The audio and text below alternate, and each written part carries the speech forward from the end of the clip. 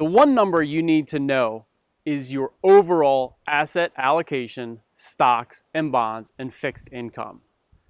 All right, this is super important because it drives the return on your portfolio, and you definitely should know this number. Now, it sounds really easy. Okay, stocks versus bonds, am I 80-20 or 60-40, or which way am I? It sounds really easy to do, but in practice, it's very hard, and here's why. It's hard in practice because you have a lot of different accounts. You've got an old job that's got a 401k from some past work you did. You have a personal IRA and your spouse has a personal IRA. Maybe you have a traditional and a Roth. And then you've got your new job and they're making contributions, employer plans. So now you have 3 or 4 or 5 or 6 different accounts with different amounts of money in each, invested in different things, held at different brokerages. And so it's just kind of a mess. And I understand that. Lots of people are in the exact same position. So how do you know what your overall allocation is across these 4, 5, 6 different accounts?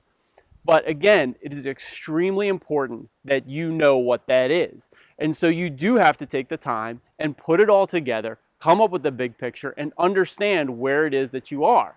Why is this important?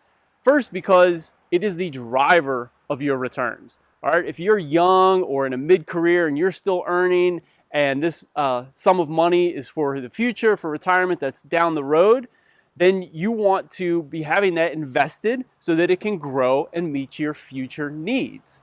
All right, and if you're close to retirement and in retirement, you need a different kind of allocation. And the allocation is absolutely the driver of potential returns.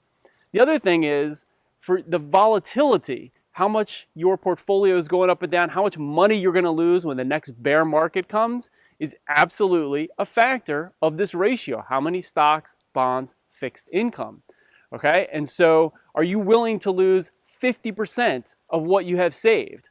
Are you willing to lose 20% when that next bear market comes? You have to know these things because it's going to happen. And so you really want to know at the big picture level where all this stuff is. So it's critical that you spend a little bit of time, pull all this together, or get someone to help you pull it all together and know how much do I have in stocks? How much do I have in bonds? How much do I have in fixed income?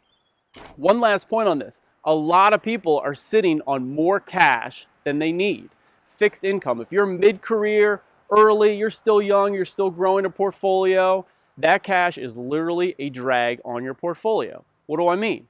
The last 5 or 10 years, we've been in a great bull market. Stocks have been going up, bonds have been going up. It's been awesome. Except if you've had cash. That cash is still just sitting there.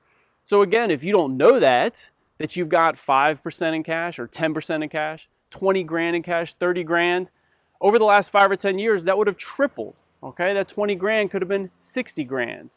All right. And again, maybe you need that for certain things, so you want that 20 grand. We talked about an emergency fund and having that. And it's very important to know all this. But if this is money for the future and you're still growing that money, you definitely don't want to have cash as a drag. So there's just one situation where knowing what this number is, stocks versus bonds, your portfolio allocation, is extremely important. So do you have a lot of accounts? Have you pulled this stuff together? Let me know. Do you know exactly what that number is? Leave a comment and let me know where you stand. Are you a 70-30, 60-40?